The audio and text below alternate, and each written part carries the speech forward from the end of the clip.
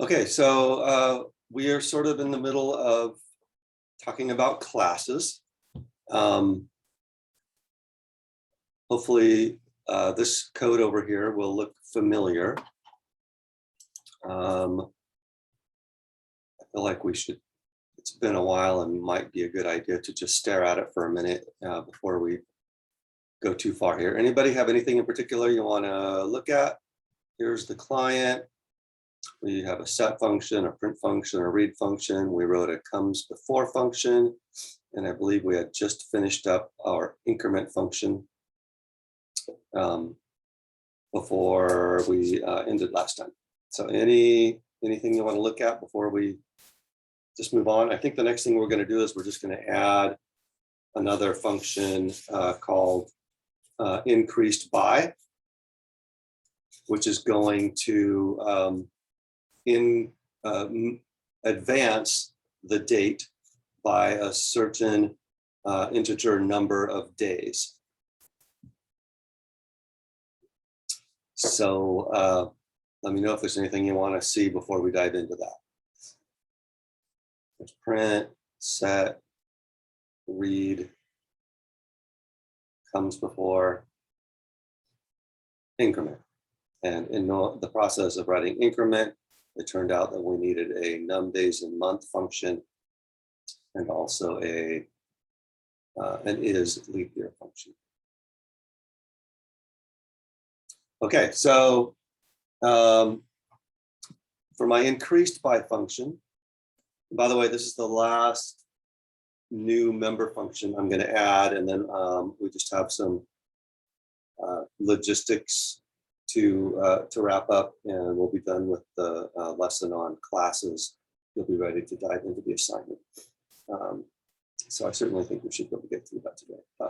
Famous last words. Okay, so I'm going to say date 1 gets date 2 dot increased by 12. And then I'm just going to print out the results.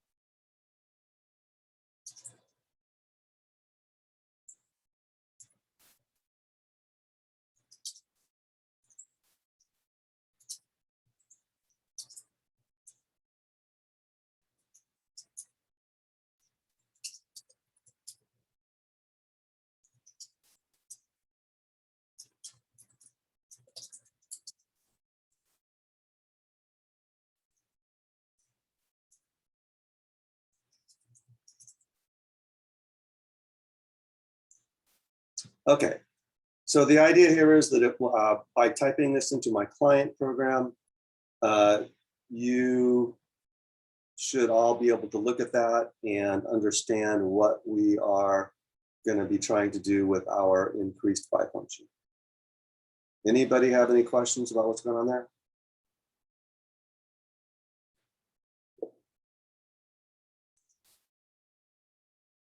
So let me just point out one observation, and that is I sort of made the opposite arbitrary decision about my increased by function that I made for my increment function. So for my increment function, I decided it was going to be a void function, and it was just going to actually modify the calling object.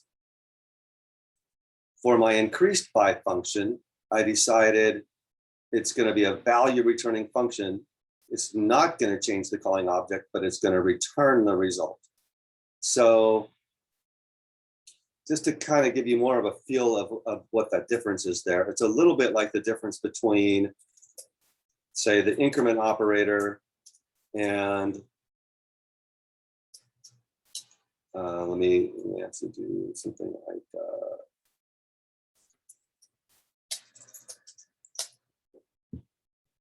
right? So the increment operator changes the calling object. That's its primary job. The plus operator does not change the calling object, doesn't change either of its operands. It simply returns a result. Okay, so that's sort of the two different situations that I am trying to illustrate here. Just kind of trying to give you a variety of different situations so that you'll be more prepared when they come up. All right, any questions about what our goal is here with the increased by function?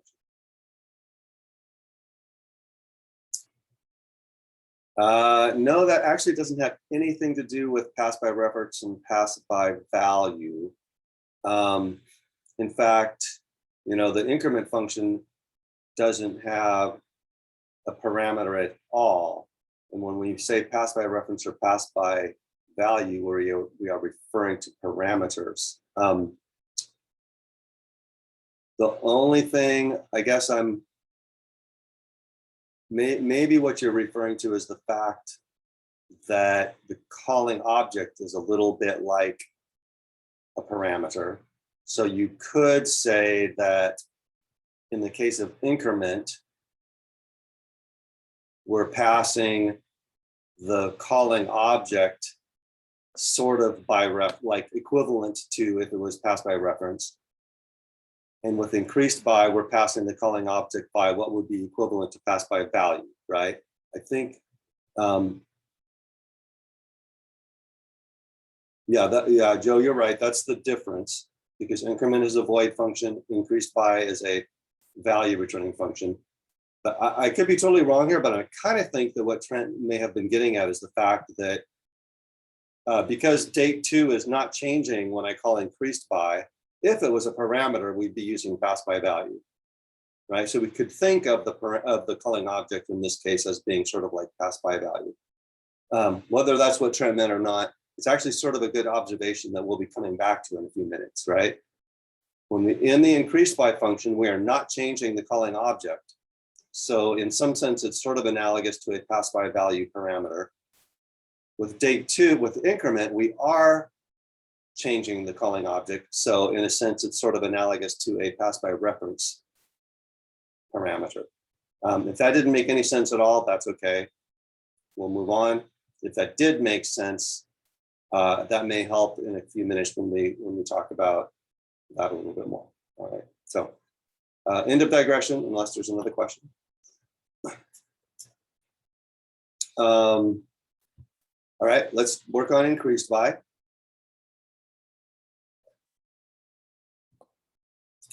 First, let me say that if I give you the client program, if you're writing an assignment and I give you the client program, writing the prototype should be automatic. Everything you need to know in order to write the prototype for a function can be determined by looking at how the function is called, right? So if I look at my increased by function, I know it's a value returning function because it's not on a line by itself, it's taking the place of an expression, right? There's my function call. It's on the right side of an assignment operator, so I know it's going to be a value returning function. How do I know what kind of value it's going to return?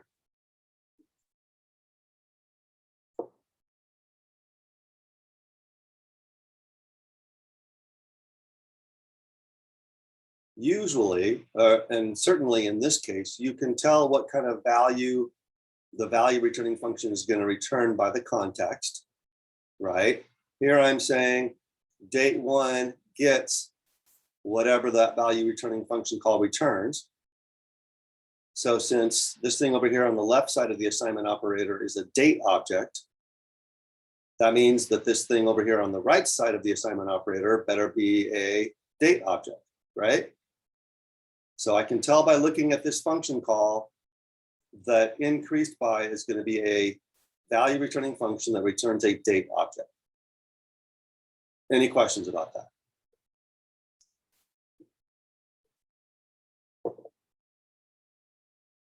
Okay, and then I know that there's going to be one parameter and it's going to be an int, right? So that's everything I need to know to make a prototype. Returns a date as an int parameter.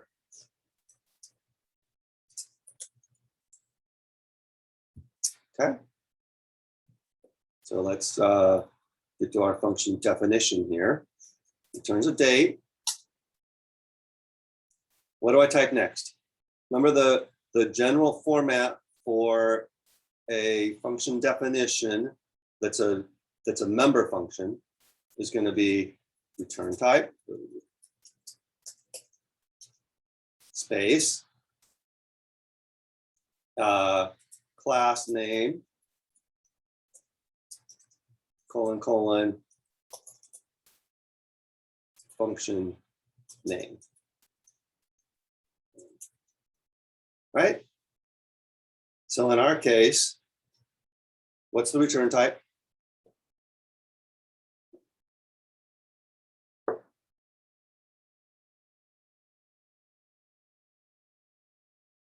So we already put the prototype up here, and when we were talking about the prototype, we already decided that the return type was going to be date. Does that make sense? And we can tell the return type is going to be date by looking at the function call right here.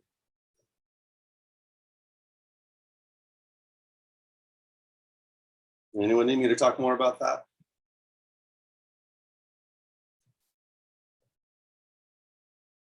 Okay, so the return type is date. What's the class name?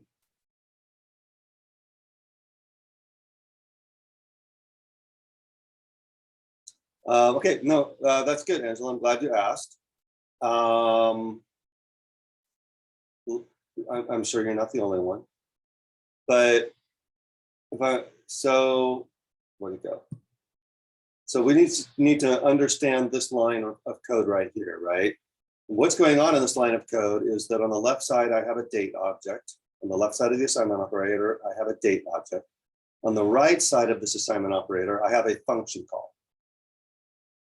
That whole thing that I just highlighted right there, that's an expression, it's a function call.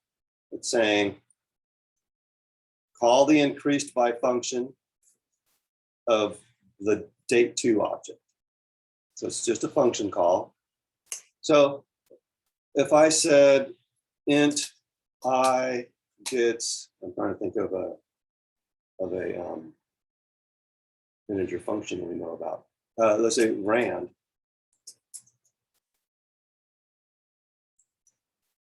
Okay, in this case, the reason that I am making I an integer is because rand is a value returning function that returns an int, right? I'm trying to think of another example of a function we know about that returns an int. Can't think of one. So anyway, by looking at this statement, I know that rand is a value returning function that returns an int because the thing on the left side of the assignment operator is an int and they have to match. Right? So I've got the same thing going on here. I know this thing on the left side of the assignment operator is of type date. When I have an assignment operator, the values on either side of the assignment operator have to match. So that means I know that this expression over here on the right side of the assignment operator must be of type date, or my code's not going to compile. In order to make this thing on the right side of the assignment operator to be of type date, that means the increased by function's got to be a value returning function that returns a date. All right. So if there's any, yeah, okay, we'll go with that for now. Okay, so returns a date, and now what's the class name?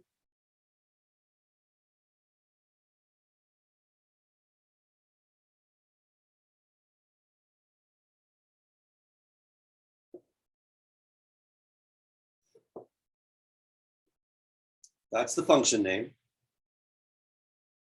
right?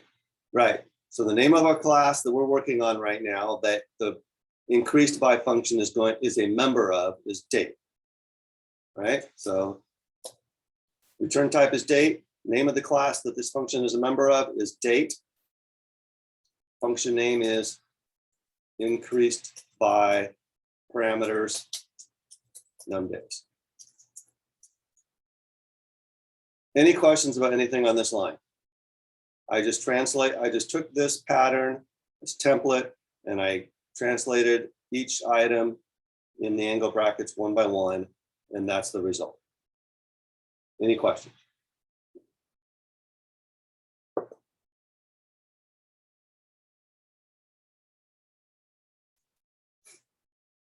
Okay.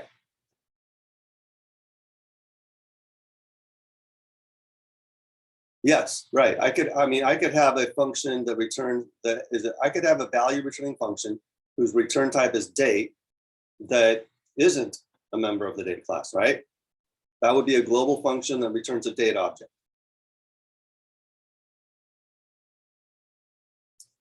No, if I leave off the scope resolution operator, then the compiler thinks this is a global function.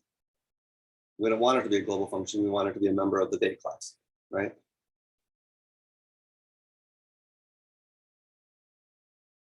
Okay, so just to say that another way, this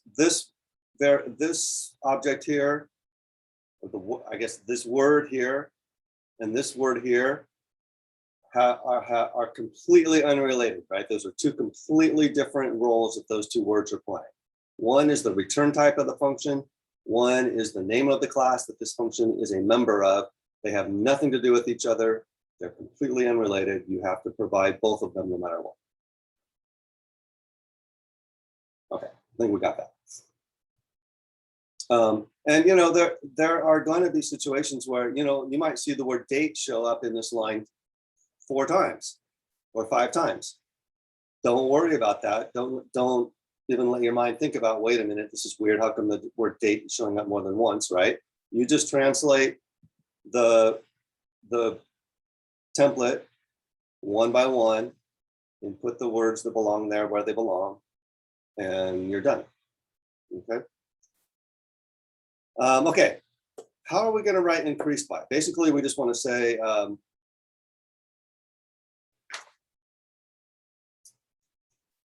day plus plus, right? I'm sorry, what am I doing? That's increment. Day gets day plus num days. How's that look?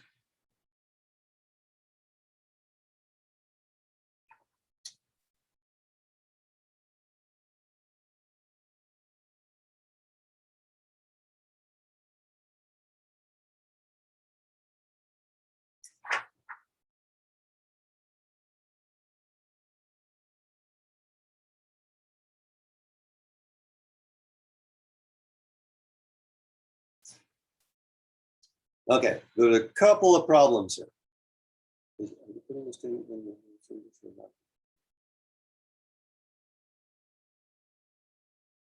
I'm not sure I understand that question, Trent, but this is just, whoa. This line here with the angle brackets is just a template for my purpose in showing you how the next line is supposed to go. I'm gonna just hit the delete button now that we're done with it.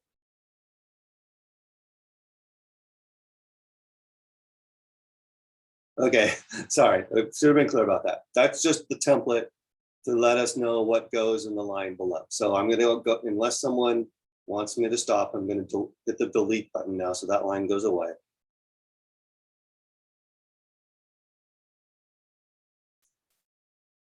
Okay. There's a couple problems with this approach. Anyone tell me what the problem is? Right, so the problem number 1 is this isn't going to work if we end up with day being greater than the number of days in the month, right? And keep in mind, num days could be in the thousands, right? So we don't, this is going to be complicated, right? The other problem here is that I specifically said that this function does not change the calling object, right? So problem number 1 is the algorithm is not going to work, right? Problem number 2 is we're making the change to the wrong thing anyway. Okay, So what we want to do is we want to return the result. So I'm going to tackle the second problem first, the one about the fact that we're changing the wrong object, right? So we don't want to change the calling object. So do we need to create an int in the function that holds the value of day? Well, let me put it this way. We're going to be returning a date object, right? Somewhere in this function, we're going to have to say return resulting date object, whatever that is. So what we want to do here is we're going to need to create a local variable of type date, and we're going to set that local variable equal to whatever the answer is that we come up with, right? So this is something we've seen many times already, right? What comes to mind for me is the power function that we did when in lesson 8. I'm not sure if we actually did that in lecture, but you know, we had to return base raised to the power. And the way we did that is we created an int variable named answer, and then we multiplied that by the base power times, and then we returned answer when we were done. So this is a very common situation in value returning functions. We're going to declare a local variable of the type that's going to get returned.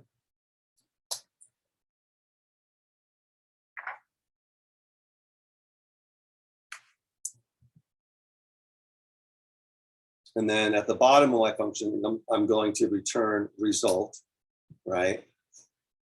And now in between here, I just need to figure out how to get the result equal to the thing that we actually want it to be equal to in return. Okay, any ideas about how we can do this without having to write, you know, dozens, if not hundreds of lines of code?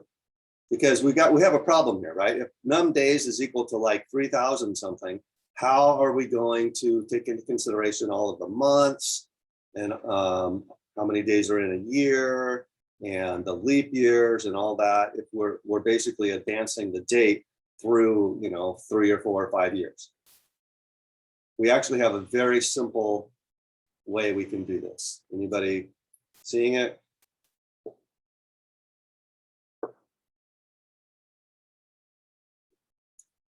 Right, we already have an increment function, right? So if we just call the increment function num days times, we'll be done, right? So let's start result off.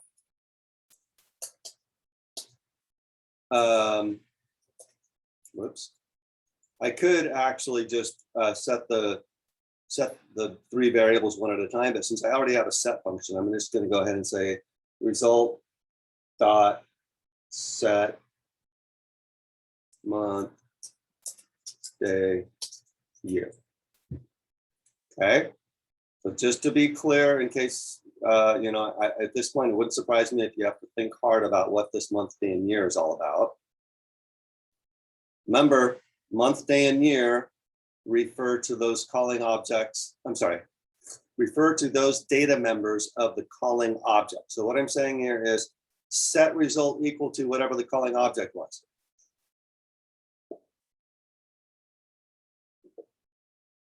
Okay, so I know that, no, I'm not going to go there, never mind. Any questions about that statement? So we just set result equal to whatever the calling object was.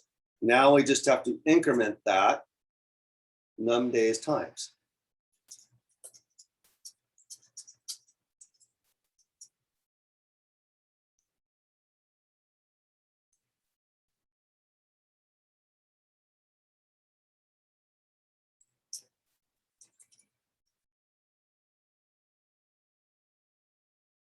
Done. Okay, anyone want to ask a question on that?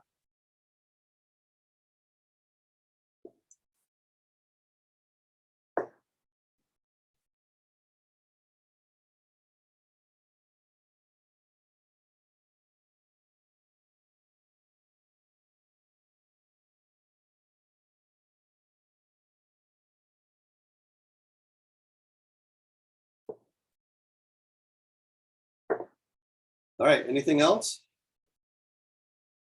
Let's go ahead and try it.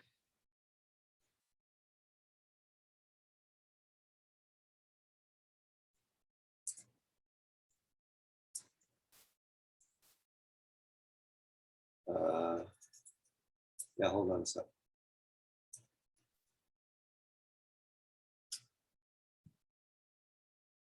Error on 166. Oops.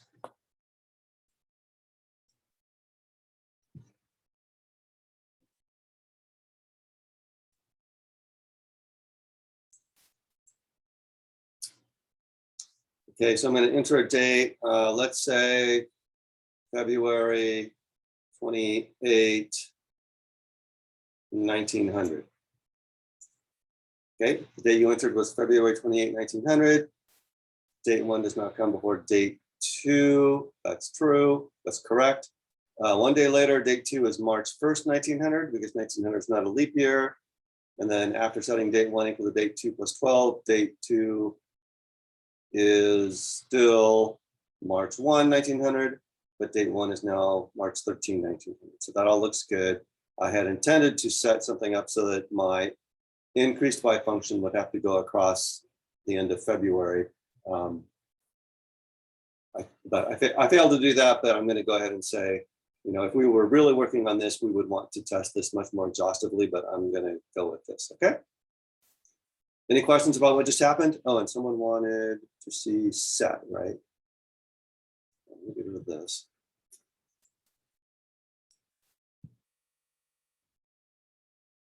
There's set.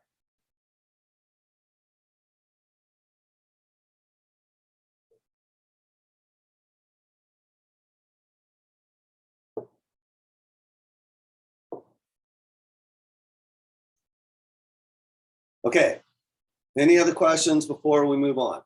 We're not going to add any more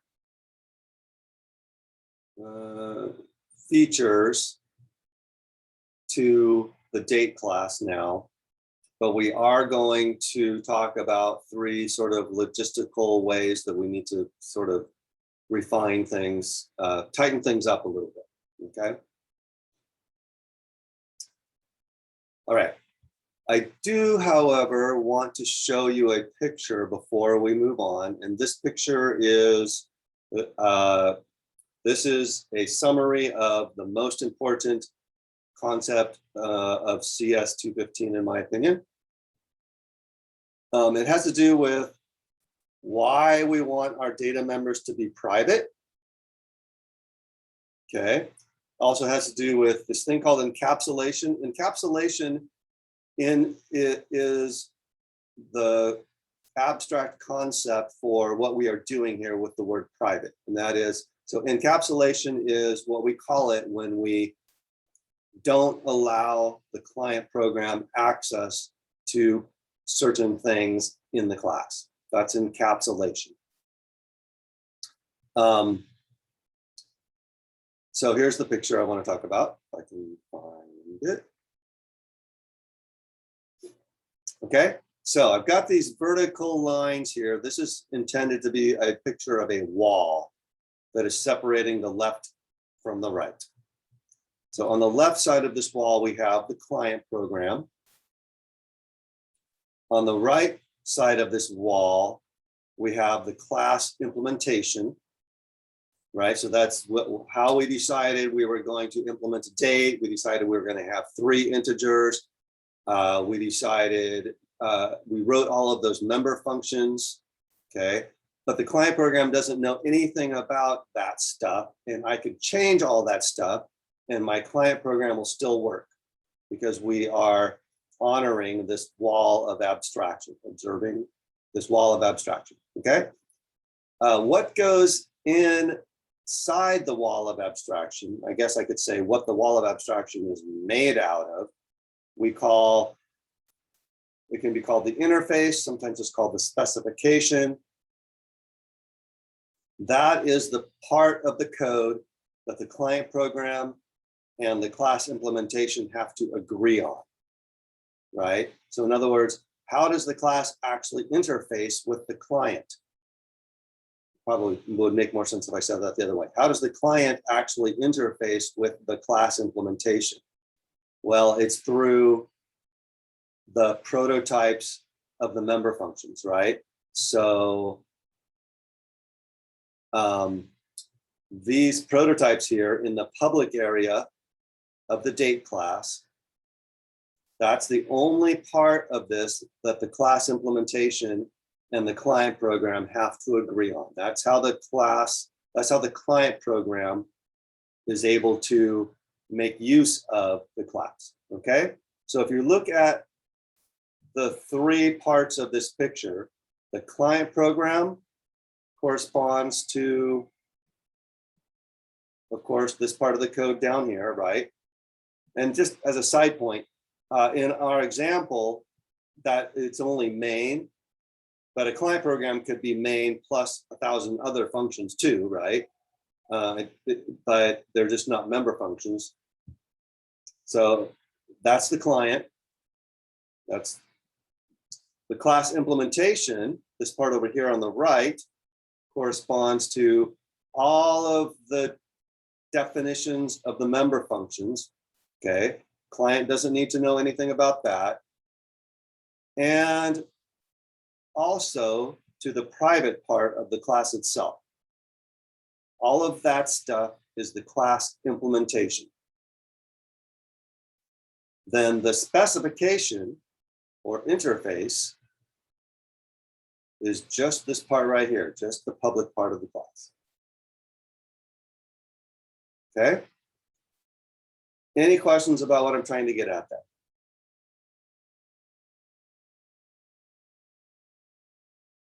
And again, sort of the fundamental idea here is that if you're doing this right, I should be able to change anything in the implementation, like, you know, change the private part here, change any of these member functions.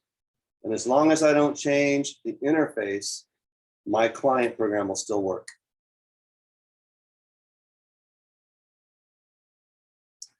Okay. Doesn't sound like there's any questions, so I'm going to go on.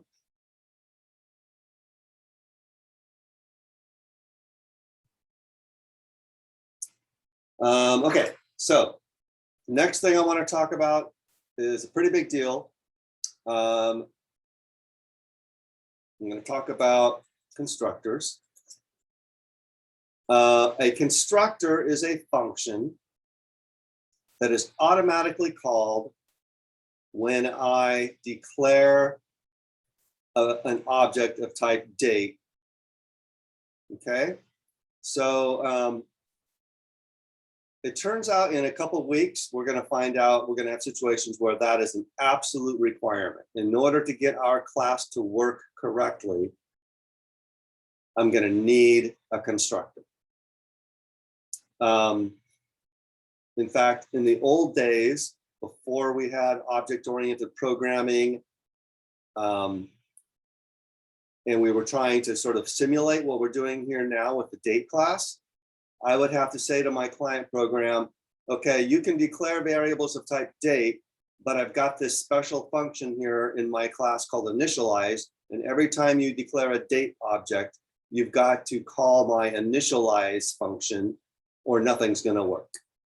Okay, so then at some point in history, somebody said, wait, you know what? Let's just make it so that the programmer who writes the class can write a function that gets called automatically so the client programmer doesn't have to do that. Okay, so in order to make this make sense for now, I'm just going to say that a constructor is a way to make it so that an object can be initialized to a default value. Okay, so right now in my client, if I were to say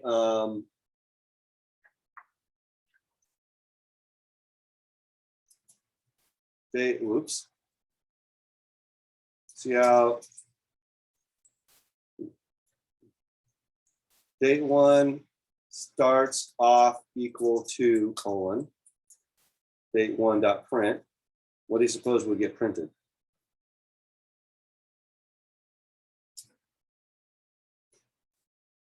Let's just try it. Date 1 starts off equal to some very big numbers, right? Anybody want to tell us what's going on there? Random values, correct. So that's just the junk that we keep talking about that's in the data members, right? I'm going to pick on you for a second, Trent, and I don't want us to use the word "it's empty," right? Because there is no such thing as an empty memory location. There's always something in there. This is just garbage, right? And that's actually how the same thing that would happen if I did that with an int, right? If I declared an int and then just printed it out, it's likely that I would get a bunch of garbage on the screen. Same thing. But we're going to make it so that our date objects actually get initialized to something. Here's how we're going to do that. 2 things I need to tell you about how to create a constructor. So backing up just a second, what is a constructor?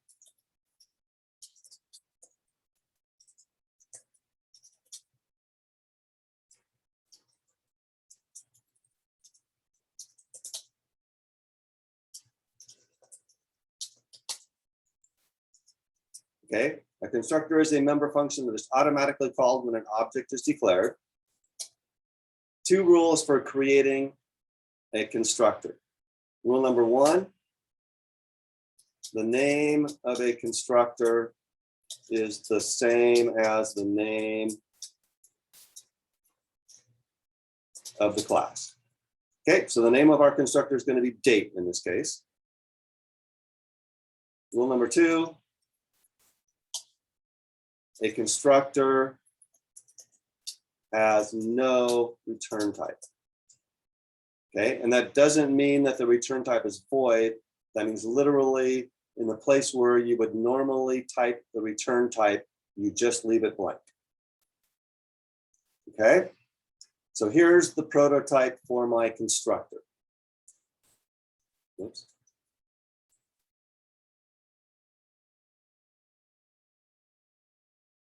Okay, you see how that meets the 2 requirements? The name of the constructor is the same as the name of the class, and it has no return type.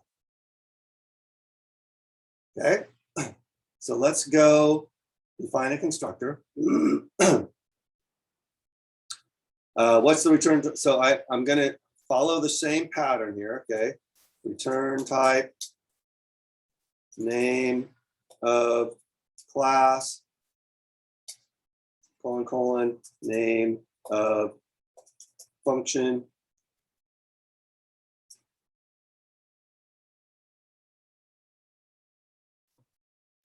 parameters. Okay, that's my pattern. So what's the return? What do I type for the return type?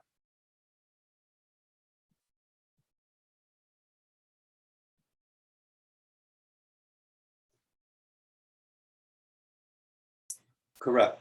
Well, so the answer to my question, what do I type for the return type, is nothing, right? This is a constructor, so there's no return type. So where I see the return type here in my pattern, I'm just going to leave that blank. So now I'm on to the next thing. What do I type for the name of the class?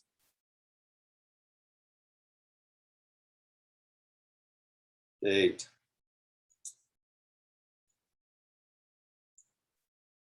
Okay, now I'm on to name of function. What do I type for the name of the function?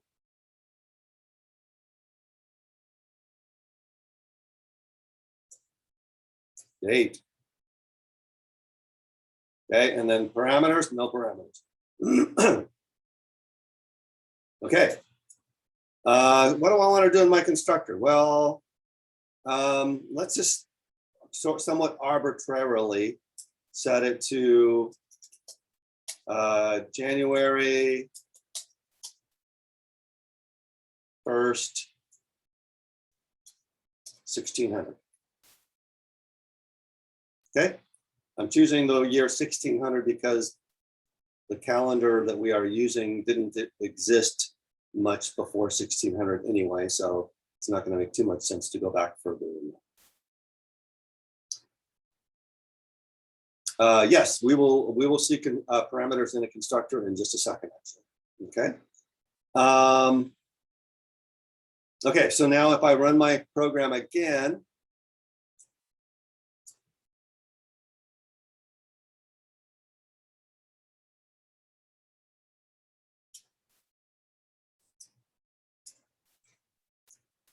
instead of getting all that garbage, I got January 1, 16. Okay. Any questions about that?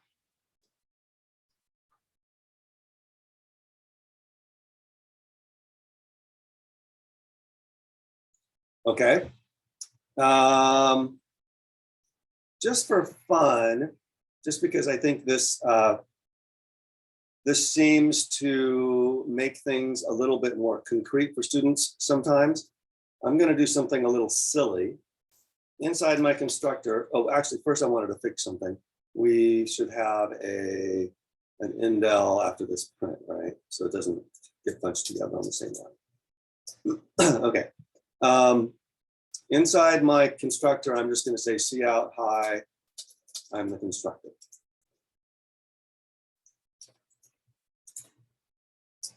Okay, so if I run my program now, how many times is that line going to get printed?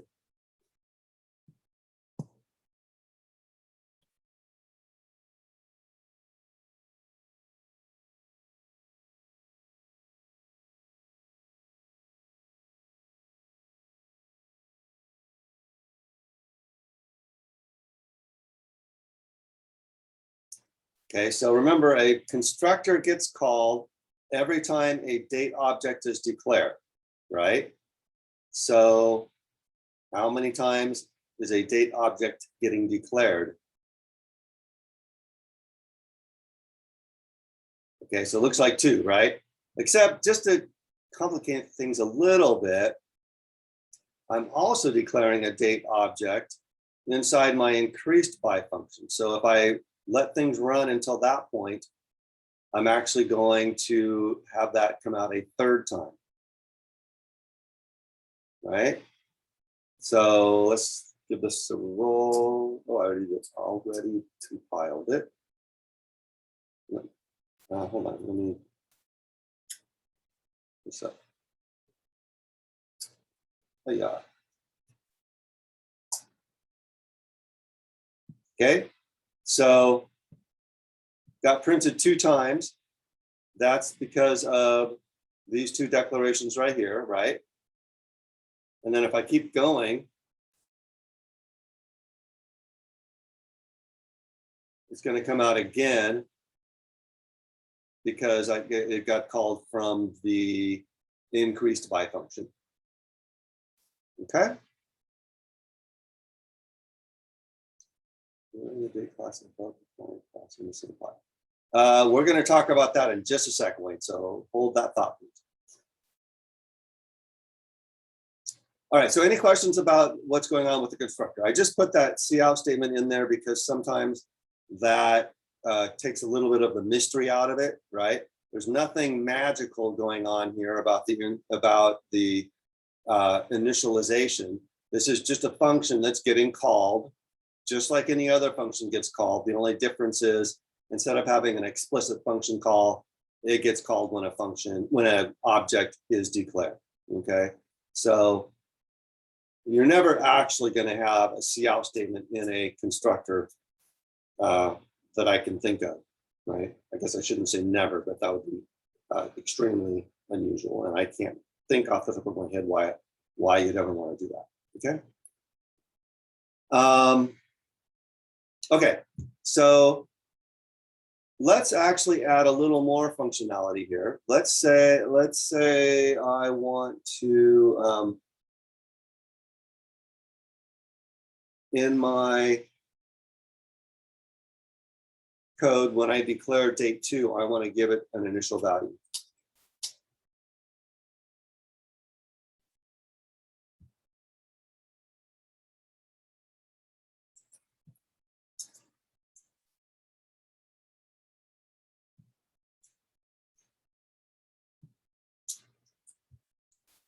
Any questions? So basically what I'm saying here is, let's make it so that not only can I declare a date object and have it get initialized to that initial value that I chose, let's make it so that the client programmer can actually specify what the initial value is.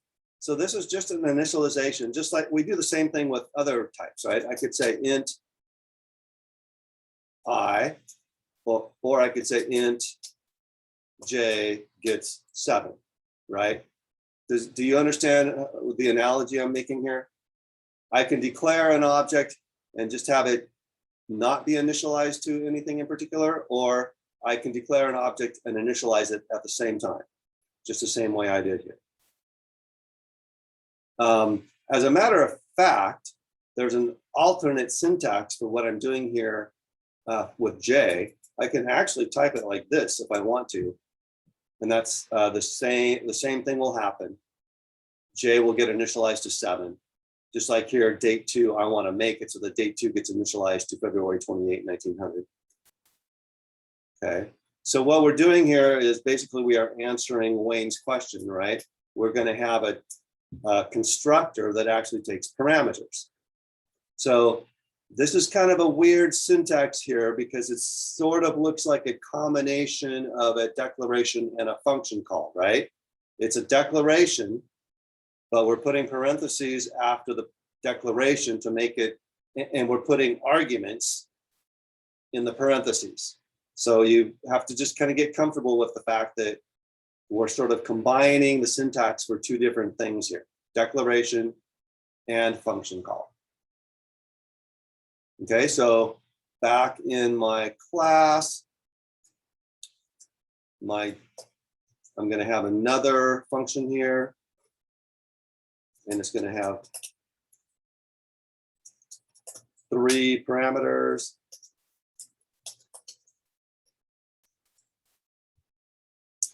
And then I'm going to write this function, no return type. So I skip that. Name of class is date. Name of function is date. Parameters.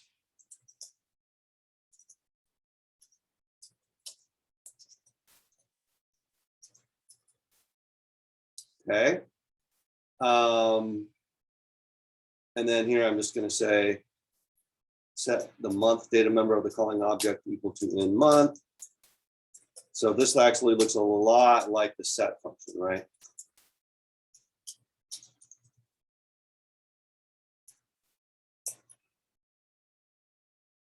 Okay. Anyone want to ask a question about what I just did before I demonstrate this?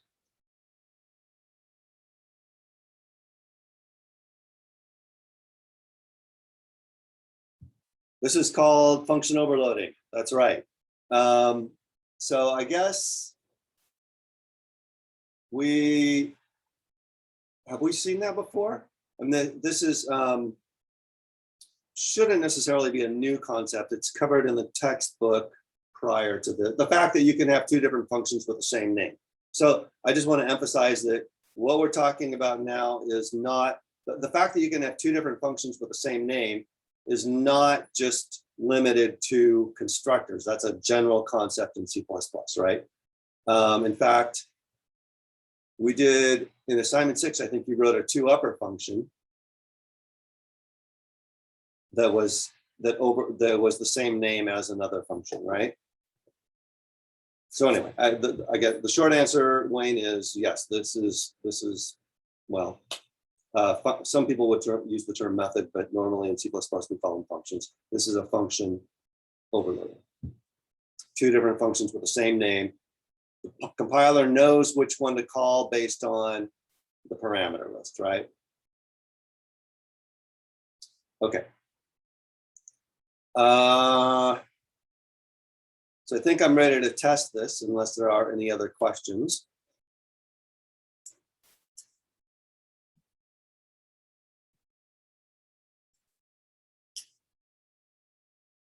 Okay, so date 2 starts off equal to February 28, 19.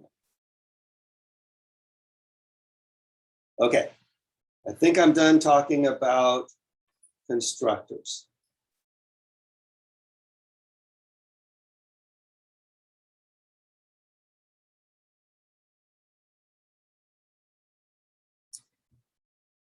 Okay, one more quick thing.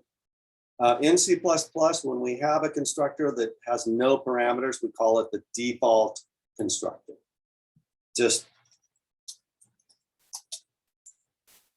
you'll probably hear me use that term, so it'll be good to know what it means now.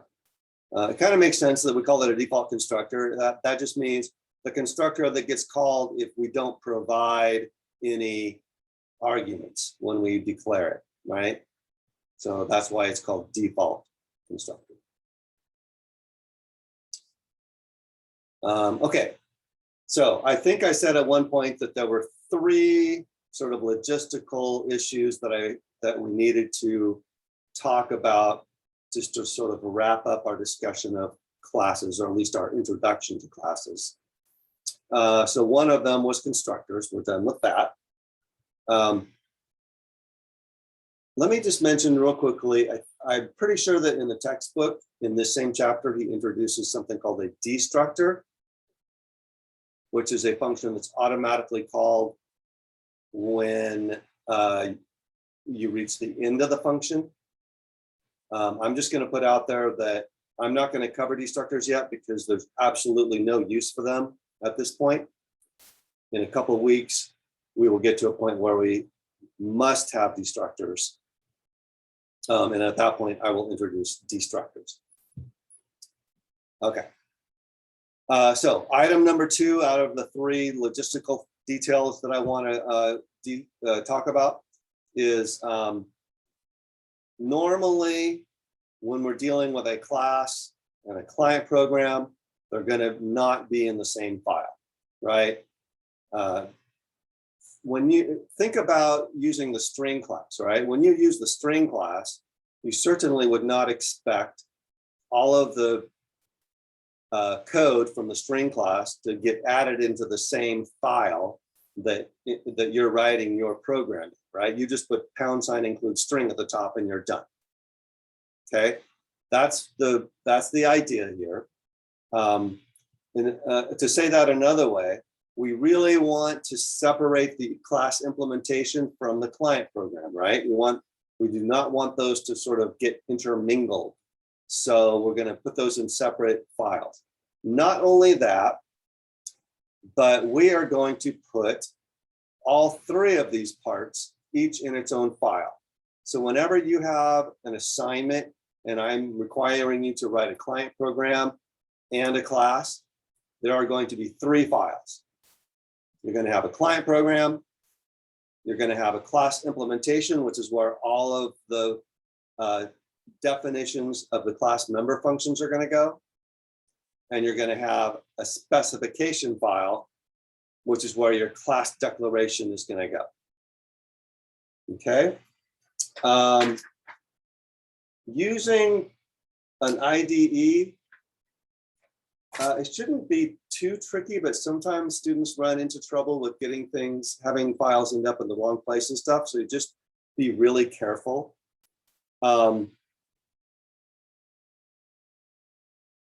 So let's go through those 3 files one at a time.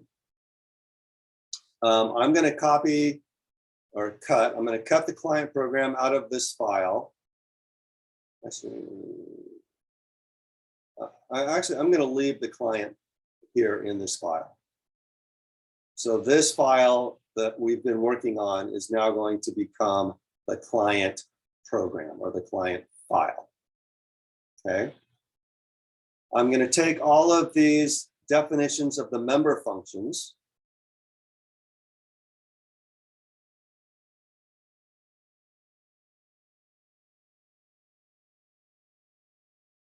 I'm going to cut them out of this file. I'm going to create a new file, put them in here.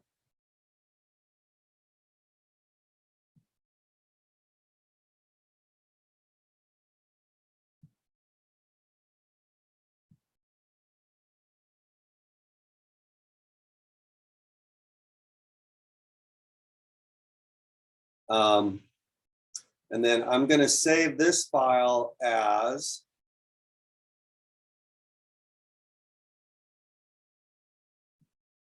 name of class .cpp. Whatever the name of the class is, .cpp. Now that's not a requirement that you name it that, although it does have to end with .cpp. That's just a very strong convention, okay? So the implementation file is going to be called, whatever the name of the class is, .cpp. Then at the top of this class, I'm going to have to say # include the header file, which we are going to call date.h. So I said the word header file. That's just a more common way that we refer to what I've been calling the specification file or the interface file. Okay. And inside here, we should also have our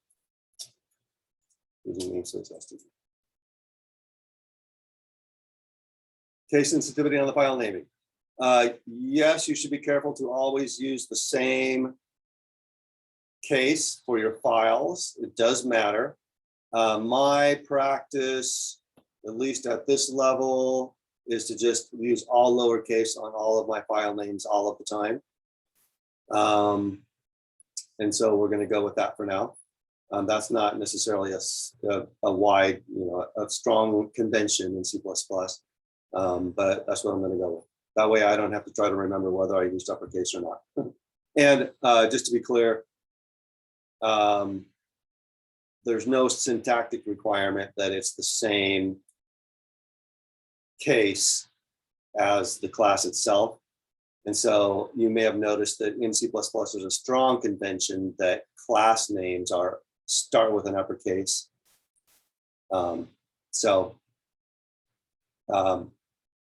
Just to put all my cards on the table, I have considered sort of changing my practice and making it so that I do uppercase the first letter of the file names. That's sort of an area where I'm not coming down hard on either side. Okay, why don't I need to # include IOStream at the top of this? That's a great question. Actually, we do.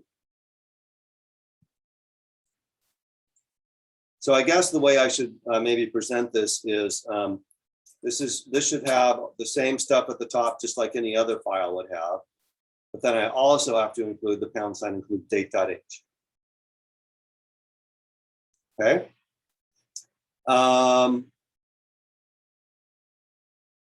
Okay, so now that's good for my implementation file. Now I'll go back to our big file we had.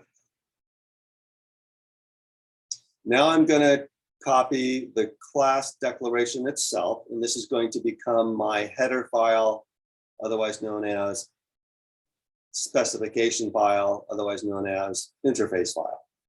So I'm going to cut that.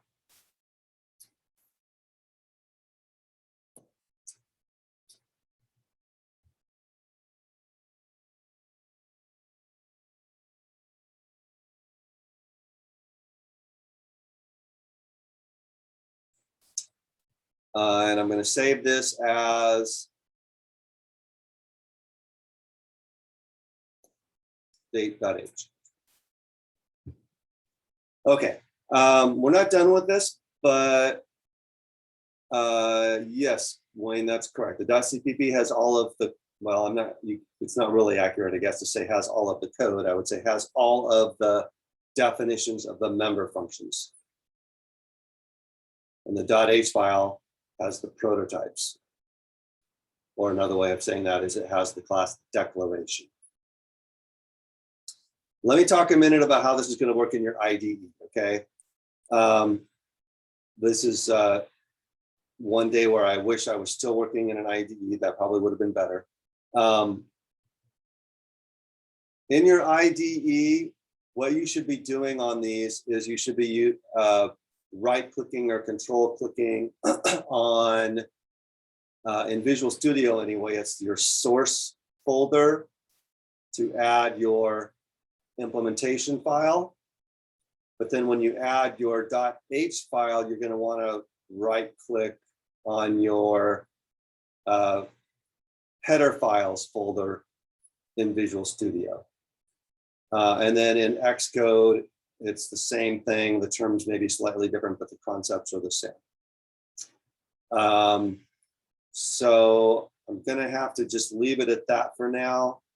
Let me just say, you don't want to create these by saying File New. You want to create these by right-clicking and choosing Add New Item.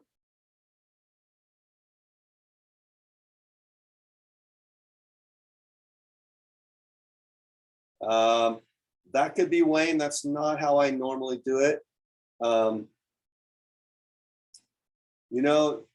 That's a good question, Kyle. If you've been using online compilers and other IDEs, I'm sure there's a way to make them work. I'm just not familiar with all of them. So it may be time to switch, or either that, or they will have to figure out how to make this work in whatever their environment is. It's very similar between, at least all of the different IDEs that I have seen. So it shouldn't be too hard to figure out.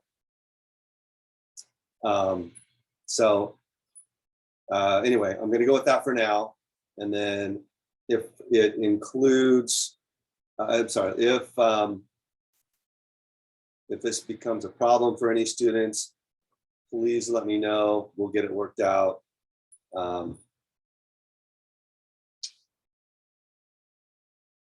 Okay, so yeah, back to just finishing this up. So my date class doesn't actually need to # include anything or say using namespace STD, because I'm not using any couts or cins in here, right? So I think I'm okay just leaving this as is. But if we go back to our client, right, we're going to have to # include date.h from the client. Okay, so and notice that when we # include system files, we use the angle brackets. When we # include programmer created files, we use double quotes. That just tells the compiler how to look for the file. If it's double quotes, the compiler just treats it as a relative path. In other words, looks in the same folder. If there's angle brackets, the compiler knows to look in the system folder. Okay, I realize that I just threw a lot of stuff at you in terms of all the things that are going to have to change. Maybe I should just try to summarize. Okay, what I have now is I've got a client file. My client file has to # include date.h. I've got an implementation file. My implementation file also has to include #.h. And now if you're using an IDE, your client file and your implementation file must be added to your project. And it would go in typically it would go in the source folder part of your project. Okay. Your header file, technically, so no changes needed, technically doesn't even have to be in your project, because the compiler is going to be going and finding it and inserting the code right here. Normally what we do is we do include the .h file in your project, typically in a header folder or something like that, just so that it's there and it's accessible, it's easier to edit or whatever. Okay, yes, implementation file goes in the source folder. One of the tabs at the top one. Okay, great question. In IDEs, there are tabs on the left and there are tabs at the top. I guess tabs may not be exactly the right word for the things on the left, but there's a list of files on the left, or a list of folders and or files on the left, sometimes on the right, okay, but on a side. The tabs at the top have nothing to do with where the file is, whether it's even in the project or not. The tabs at the top are just there so that you can click on it and edit the file. So that's actually an important thing to be clear about. How you know what's actually in your project is the list of folders and or files, probably on the left side, maybe on the right side sometimes. In Visual Studio, it's called the Solution Explorer. Okay, that tells you what's actually in your project. Did that make sense? Tabs at the top don't have anything to do with what's in your project. That's just there's, if you say file open and you open a file, you're going to get another tab up there and you can edit that file, but it may not even be in your project. Okay. All right, I want to say one more thing about header files. Okay, this won't be an issue for a while for us. Actually, 3 weeks it might be an issue. In a complex situation where you have lots of implementation files and lots of header files going on, you sometimes run into a situation where your program fails to compile because you're accidentally # including the same header file twice. So what we do when we create a header file is we always have to have some way that we are preventing that from happening. Here's the standard C++ way to do that. I'm going to say #, and this is just, don't worry too much about what this means. It's best if you just, think of it as a magic word that you're going to copy and paste. If not defined, that's if in def stands for if not defined. And then I can use any word I want here, but the convention is all uppercase, name of class _H. And then I'm going to say define, same thing. And then at the end, # indef. Okay, so at one level, you don't need to understand anything I'm going to say for the next 2 or 3 minutes because I'm going to try to explain what's going on there. You just need to copy that. And instead of date.h, you're going to put whatever the name of your file is .h. Okay. But in case you want to know a little bit about what's going on here, these things with the # in front are preprocessor directives. That means that they are going to get executed before your program even gets compiled. So it's kind of a weird concept to try to keep straight in your brain, okay? But think of it as before compilation even starts, these instructions are going to be executed. And what this means is if no variable named date_h has been defined yet, then go ahead and define it and then compile all of this code. And then that just marks the end of the if. Okay, so what that means is that the first time I come here, this is going to be true because date_h will not have been defined yet. So I'm going to do all of this stuff. But the second time I come here, date_h will have already been defined. So this part of the code will be ignored. Okay, so if that doesn't make sense, if how that works doesn't make sense, not a big deal. Just copy and paste this into your header file. I will also say, no, actually, I'm not going to say that. I'll just confuse you. Never mind. Any questions about that? All of this stuff about using the 3 files is just, it's very sort of, it's just mechanical, right? There's nothing conceptually difficult about it, I don't think, but it's hard to just keep track of all the details. So hopefully, if there's anything that you struggle with in this lesson or this assignment or this lab, if it's this stuff, please don't spend a ton of time with it. Just get some help and get it fixed because it's not really conceptually important thing. It's just mechanics. Okay. Any questions about splitting a class up into 3 files?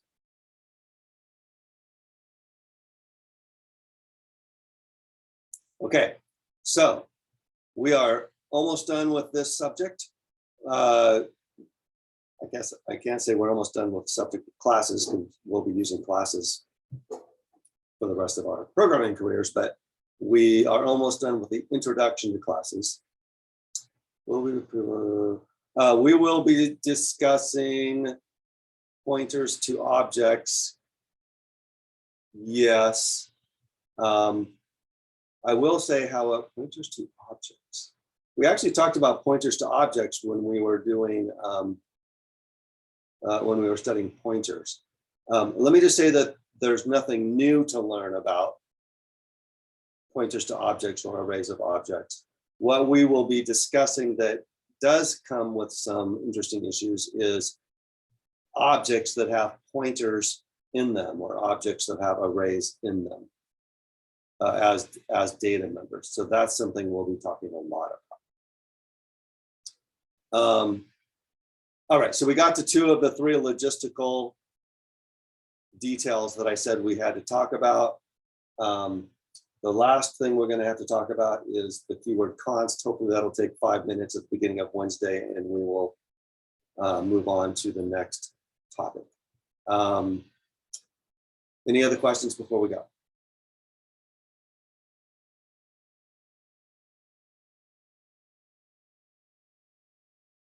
All right, I will see you on Wednesday then.